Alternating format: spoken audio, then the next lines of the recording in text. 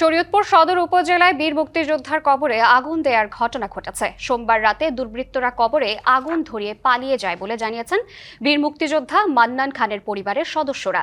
শরীয়তপুর সদর উপজেলার আঙ্গারিয়া ইউনিয়নের নিয়ামতপুর গ্রামের মান্নান খান 1971 সালে মহান মুক্তিযুদ্ধে অংশ নিয়ে পাকিস্তানি হানাদার বাহিনীর বিরুদ্ধে যুদ্ধ করেন। 2010 সালের 8 জানুয়ারি তিনি মারা যান। পরিবারের সদস্যরা বাড়ির বসত ঘরের পাশে তাকে কবর দেন। গ্রামবাসী জানিয়েছে, গতকাল রাতের আধারে দুর্বৃত্তরা ওই কবরের ওপর কিছু কাঠ রেখে আগুন ধরিয়ে দেয়। সকালে স্বামীর কবরের ওপর আগুন দেওয়ায় চিহ্ন দেখতে পান স্ত্রী মাহফুজা। তার চিৎকারে পরিবারের অন্য সদস্যরা ছুটে আসেন।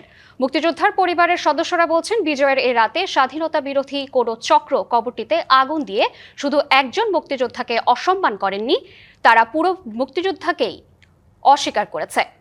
দোষীদের দৃষ্টান্তমূলক শাস্তির দাবি জানান পরিবার। তদন্ত করে আইনগত ব্যবস্থা নেওয়ার কথা জানিয়েছে পুলিশ। নতুন এবং ফিরে আসা গ্রাহকদের জন্য নগদে চলছে ক্যাশব্যাক সহ প্রতিদিন হাজারো উপহার জেতার সুযোগ। হবে আশা আর ফেরা সারপ্রাইজ সেরা। 16 বছর আগে আমার স্বামী মারা গেছে। কেরা দিছে, কেরা কি করছে আমরা কিছু জানি। এর লগে কারো কাছে লগে দ্বন্দ্ব নাই, আমাকে লগেও নাই কা। কিন্তু এই 16 ডিসেম্বরে কেন হেরা এই কবর আস্তানে এর কবরের উপরে আগুন দিল? এটা খুবই ন্যাক্কারজনক কাজ। আমরা একে ঘৃণা করি।